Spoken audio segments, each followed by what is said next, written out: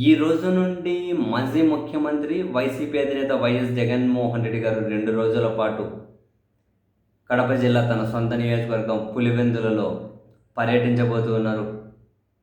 ఈరోజు ఉదయం 11:45 పులివెందులకు చేరుకునే మాజీ ముఖ్యమంత్రి అక్కడి ప్రజలకు అందుబాటులో ఉంటున్నారు. ఒక ప్రజా దర్బార్ కూడా నిర్వహించబోతూ ఉన్నారు.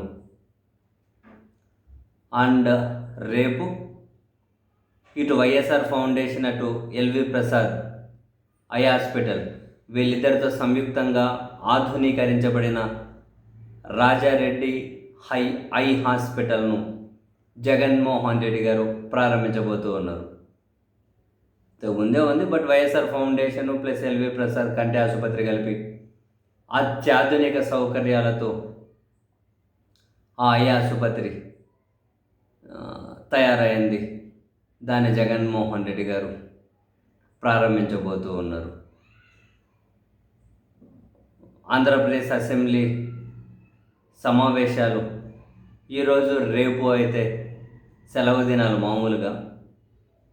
అక్కడ ఎటు టైం ఇవ్వడం లేదు అని జగన్మోహన్ రెడ్డి గారు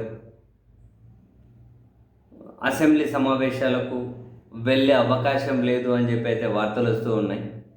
సరే, ఎనీహౌ ఈరోజు రేపు కానీ సెలవు దినాలే కాబట్టి ఆ 2 రోజులు పులివెందుల పర్యటన అయితే షెడ్యూల్ అయింది.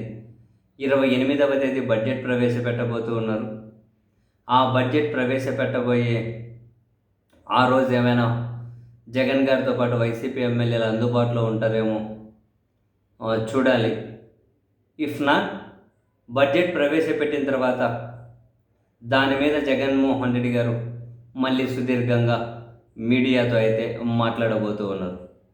ఒకటైతే ఫ్యాక్ట్, అసెంబ్లీకి వెళ్ళినా వెళ్ళకపోయినా ఇక జగన్మోహన్ రెడ్డి గారి రాజకీయ కార్యకలాపాలు అయితే చాలా జోరందుకోబోతున్నాయి. ఇటు పార్టీ కార్యాలయం తన ఇంటి దగ్గర అందుబాటులో ఉండడమే కాదు, క్షేత్రస్థాయి పర్యటనలో కూడా జగన్మోహన్ రెడ్డి గారు వరుస పెట్టి వెళ్ళబోతూ ఉన్నారు.